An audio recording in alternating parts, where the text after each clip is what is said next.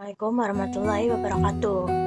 Kami dari kelompok 11 akan menyampaikan materi hasil kerja kelompok kami tentang rangkaian arus listrik searah.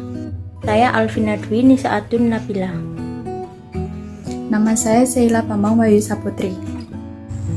Saya Fitri Ardila. Nama saya Amelia Rahma Safiana. Tentang hukum Ohm. Masih ingat dengan hukum Ohm?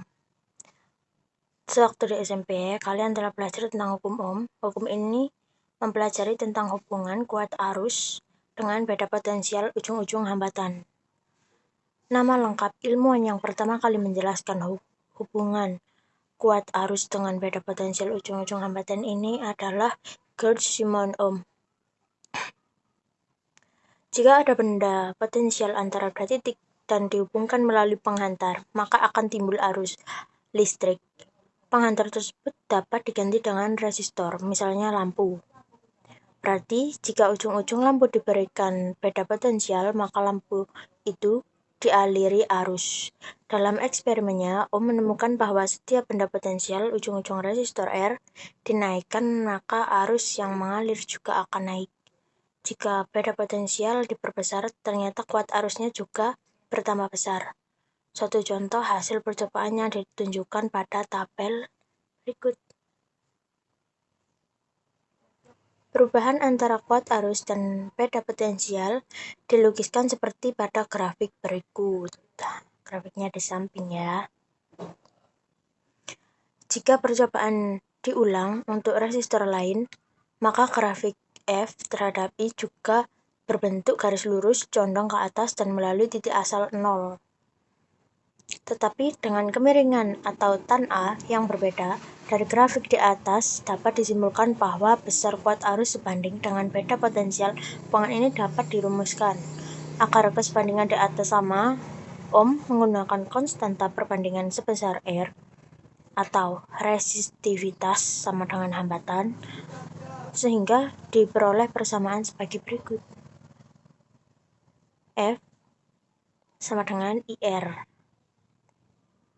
Persamaan inilah yang kemudian dikenal sebagai hukum Ohm, dengan R atau bisa disebut dengan besar hambatan Ohm.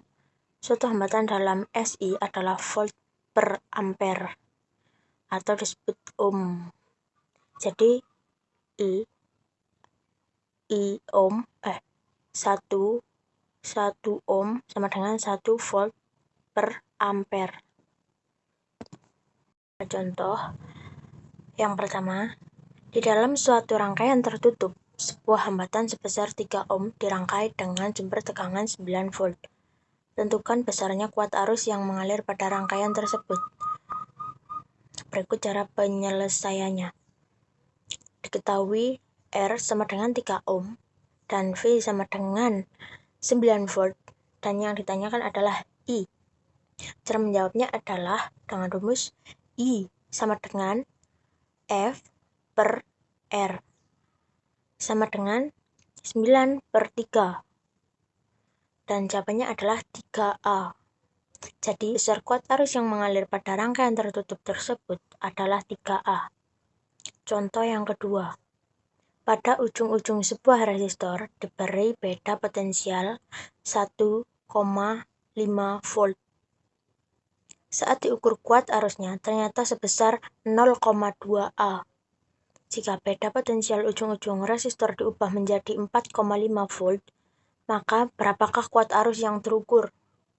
Cara penyelesaiannya, tulis ya, diketahui F1 V1 sama dengan 1,5 volt, I1 sama dengan 0,2 A, dan F2 sama dengan 4,5 volt. Dan yang ditanyakan adalah I2.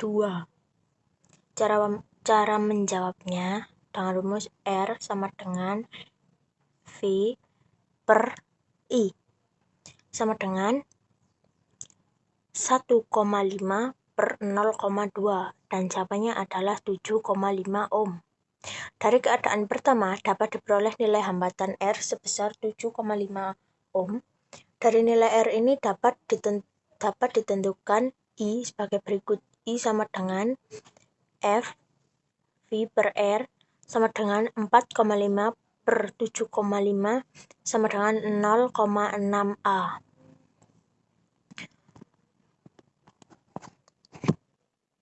Jadi kuat arus yang terukur adalah 0,6 A. Yang ketiga, hubungan antara kuat arus atau I dan tegangan atau V pada ujung-ujung resistor diperlihatkan pada gambar di samping. Tentukan A. Besar hambatan resistor yang digunakan. B. Beda potensial ujung-ujung resistor jika dilalui arus 0,06 A. Dan cara penyelesaiannya adalah diketahui I1 sama dengan 0,0 A, V1 sama dengan 3 volt, I2 sama dengan 0,0 A, dan yang ditanyakan adalah R dan V2. Cara menjawabnya adalah R sama dengan V per I sama dengan 3 per 0,02 sama dengan 150 ohm. Yang pertama, dari keadaan pertama dapat diperoleh dari hambatan R sebesar 150 ohm. Dan yang kedua, dari nilai R ini dapat ditentukan V2 sebagai berikut. V2 sama dengan I dikali R sama dengan 0,0 dikali 150 sama dengan 9 V. Jadi, beda potensial ujung-ujung resistor adalah 9 volt. Hambatan penghantar. Dari pendefinisian besaran R atau hambatan oleh Ohm, itu dapat memotivasi para ilmuwan untuk mempelajari sifat-sifat resistif suatu bahan, dan hasilnya adalah semua bahan di alam ini memiliki hambatan. Berdasarkan sifat resistivitasnya ini, bahan dibagi menjadi 3, yaitu konduktor, isolator, dan semikonduktor. Konduktor memiliki hambatan yang kecil, sehingga daya listriknya baik. Isolator memiliki hambatan cukup besar, sehingga tidak dapat mengantarkan listrik. Sedangkan semikonduktor memiliki sifat diantaranya banyak digunakan sebagai penghantar. Bagaimana sifat hambatan penghantar itu? Melalui eksperimen, hambatan penghantar dipengaruhi oleh 3 besaran, yaitu sebanding dengan panjangnya L, berbanding terbalik dengan luas penampangnya A, dan tergabung pada jenis P. Dari besaran-besaran ini dapat dirumuskan sebagai berikut.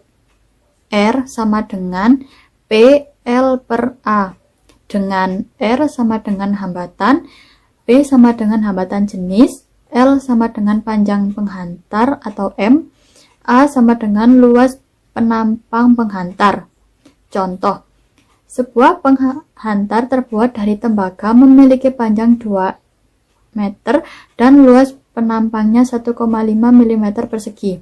Jika penghantar tersebut memiliki hambatan jenis 7,5 dikali 10 min 3 ohm, tentukan besar hambatan dari penghantar tersebut. Penyelesaian. Diketahui L sama dengan 2M, A sama dengan 1,5 mm persegi, sama dengan 1,5 dikali 10 min 6M. P sama dengan 7,5 dikali 10 min 3 ohm. Ditanyakan R. R sama dengan PL per A, sama dengan 7,5 dikali 10 min 3, sama dengan 2 per 1,5 dikali 10 min 6, sama dengan 10 dikali 10 kubik, sama dengan 10.000 ohm. Yang pertama, susunan hambatan. Hambatan atau resistor dapat dirangkai secara seri, paralel, ataupun gabungan antara seri dan paralel. Hambatan atau resistor dilambangkan dengan yang kedua, susunan seri, susunan rangkaian hambatan seri. Hambatan pengganti dan rangkaian hambatan seri.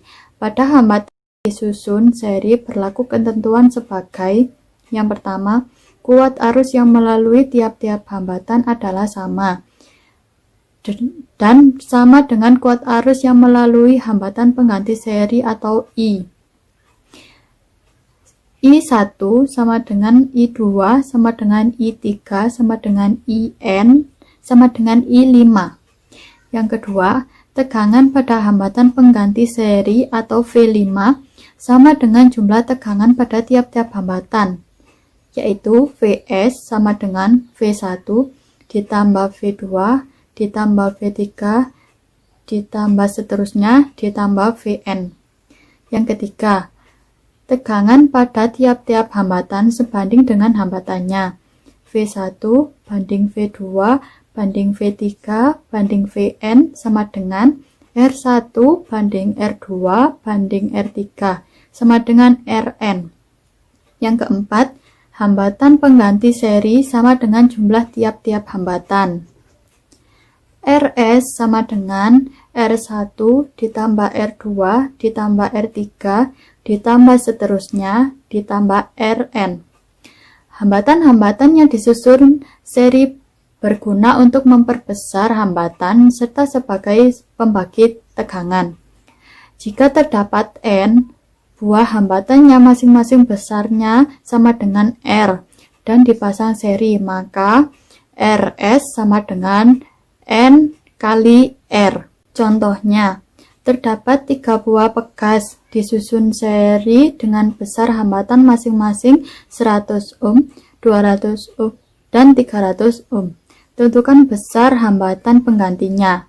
Penyelesaiannya, diketahui R1 sama dengan 100 ohm, R2 sama dengan 200 ohm, R3 sama dengan 300 ohm. Ditanyakan adalah Rs. Jawabnya yaitu Rs sama dengan R1 ditambah R2 ditambah R3 sama dengan 100 ditambah 200 ditambah 300 sama dengan 600 ohm. Yang kedua yaitu ada susunan paralel.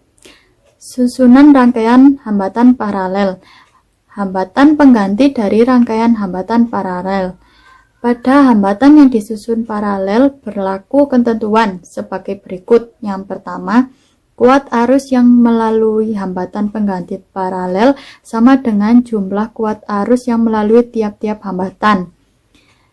IP sama dengan I1 ditambah I2 ditambah I3 ditambah seterusnya ditambah IN. Yang kedua, tegangan pada tiap-tiap hambatan adalah sama dengan tegangan hambatan pengganti paralel. Contohnya V1 sama dengan V2 sama dengan V3 sama dengan Vn sama dengan Vp. Yang ketiga, kuat arus yang melalui tiap-tiap hambatan sebanding dengan kebalikan hambatannya.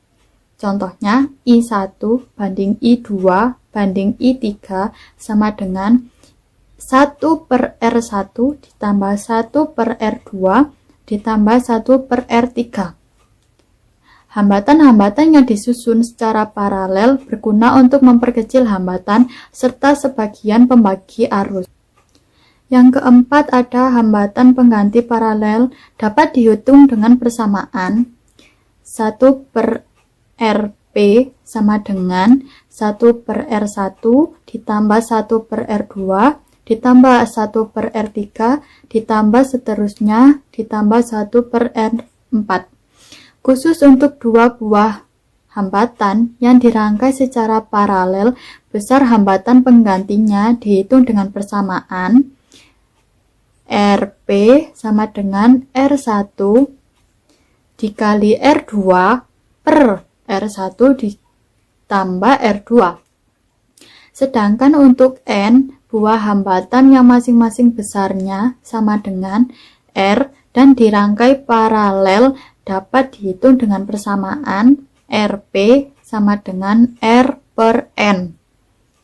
Contoh, terdapat 3 buah hambatan disusun paralel dengan besar hambatan masing-masing 100 ohm, 200 ohm, dan 300 ohm. Tentukan besar hambatan penggantinya. Penyelesaiannya diketahui R1 sama dengan 100 ohm, R2 sama dengan 200 ohm, R3 sama dengan 300 ohm. Ditanyakan RP. Berarti jawabnya 1 per RP sama dengan 1 per R1 ditambah 1 per R2 ditambah 1 per R3. 1 per RP sama dengan 1 per 100 ditambah 1 per 200 ditambah 1 per 300. Jadi 1 per RP sama dengan 6 per 600 ditambah 3 per 600 ditambah 2 per 600. Sama dengan 1 RP sama dengan 11 per 600. RP per 1 sama dengan 600 per 11. Jadi RP sama dengan 54,54 ohm.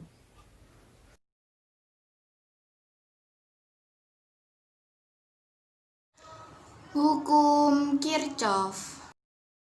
Apa sih hukum Kirchhoff itu? Hukum Kirchhoff adalah hukum yang menjelaskan tentang kuat arus pada titik percabangan serta tegangan pada rangkaian yang tertutup. Hukum Kirchhoff terdiri dari hukum Kirchhoff 1 dan hukum Kirchhoff 2. Yang pertama, hukum Kirchhoff 1. Pada rangkaian listrik yang bercabang, jumlah kuat arus yang masuk pada suatu titik cabang rangkaian sama dengan jumlah kuat arus yang keluar dari titik cabang itu. Jadi itu berlaku untuk semua rangkaian seri maupun paralel. Jadi kalau ada kawat atau kabel yang masuk dari satu titik percabangan, misal titik A, itu ada sambungan dari beberapa kabel yang masuk dan totalnya tuh harus sama. Maksudnya jumlah masuk sama jumlah keluar itu harus sama. Contoh, tentukan besar kuat arus I4 jika I1 sama dengan 2A, I2 sama dengan 3A, I3 sama dengan 2A, dan I5 sama dengan 5A. Pemecahan, I masuk sama dengan I keluar. Jadi 2 ditambah 3 ditambah 2 sama dengan I4 ditambah 5. 7 sama dengan 5 plus I4. I4 sama dengan 7 min 5 sama dengan 2A. Yang kedua adalah hukum Kirchhoff 2. Jumlah aljabar perubahan tegangan yang mengelilingi suatu rangkaian tertutup atau loop sama dengan 0. Ada perjanjian tanda. Yang pertama, kuat arus plus searah dengan loop. Yang kedua, kuat arus min berlawanan arah loop. Yang ketiga, sesuai arah loop, polaritas tegangan min bila kaki pendek dijumpai terlebih dahulu dan plus jika kaki panjang. Kalimat di atas itu seperti sigma E plus sigma I kali R sama dengan 0. Ketika kalian ikutin arah I ke sana, itu akan bertemu dengan yang pendek dulu di VA. Kalau bertemu dengan yang pendek dulu, baru yang panjang jadinya min VA. Nah, garis 2 ini adalah tegangan. Yang panjang itu plus, yang pendek itu min. Dari min VA, jalan ketemu VB, ini ketemu yang panjang, jadinya plus VB. Selanjutnya, plus I. Kenapa hanya plus I? Kenapa nggak plus 1? I2? Karena ini tuh satu loop. Kalau 2 loop ada I1 dan I2. Contoh, tentukan kuat arus pada rangkaian berikut. Pemecahannya misal ABCD merupakan arah loop dan arah arus searah dengan arah loop. Dari pemecahan di atas, jadi kuat arus yang melalui rangkaian 0,4A tandanya min menyatakan arah loop yang kita berikan seharusnya dibalik. Rangkaian majemuk adalah rangkaian listrik yang memiliki lebih dari satu rangkaian. Rangkaian seperti ini pada prinsipnya dapat diselesaikan seperti pada rangkaian satu loop. Hanya perlu diperhatikan kuat arus pada setiap percabangannya. Adapun langkah-langkahnya dapat dilakukan sebagai berikut. Tentukan kuat arus, simbol dan arahnya pada setiap percabangan yang dianggap perlu. 2. Sederhanakan susunan seri paralel. Nomor 3. Tentukan arah masing-masing lob. Tuliskan persamaan setiap lob dengan menggunakan hukum 2 Kirchhoff. Yang kelima, tuliskan persamaan kuat arus untuk tiap titik percabangannya dengan menggunakan hukum 1 Kirchhoff. Hukum Kirchhoff 1. I1 plus I2 sama dengan I. Tinjau masing-masing lob. Lob 1 min E1 plus IR1 plus IR1 plus I1 R2 sama dengan 0. Min E1 plus 1 tutup buka kurung R1 plus R1 tutup kurung plus I1 R2 sama dengan 0. Lob 2 min E2 plus I2 R2 min I1 R2 plus I2 R3 sama dengan 0. Min E2 min I1 R2 sama dengan I2 buka kurung R2 plus R3 tutup kurung sama dengan 0. Energi listrik dapat diubah menjadi energi bentuk lain, misalnya energi panas, energi mekanik, energi kimia, dan energi cahaya. Ketika sebuah baterai mengirim arus melalui resistor, maka baterai memberikan energi listrik kepada resistor. Proses kimia di dalam baterai menggunakan muatan Q pada potensial rendah kutub negatif di potensial tinggi kutub positif. Untuk melakukan ini, baterai harus melakukan usaha yang sama dengan kenaikan energi potensial listrik. V sama dengan delta E, P sama dengan F kali Q. Muatan listrik Q sama dengan I titik T, sehingga dapat kita tulis dengan W sama dengan F kali I titik T. Jadi, energi yang diberikan oleh suatu sumber tenaga yang mensuplai kuat arus selama selang waktu adalah W sama dengan F kali 1 titik T. Begitu muatan listrik bergerak dari A ke B melalui resistor, muatan kehilangan energi potensial listriknya akibat tumbukan dengan atom-atom dalam resistor, sehingga muncul energi termal, kalor, dan bentuk panas. Dengan demikian, kita peroleh persamaan untuk energi listrik yang hilang ketika kuat arus listrik melalui sebuah resistor R.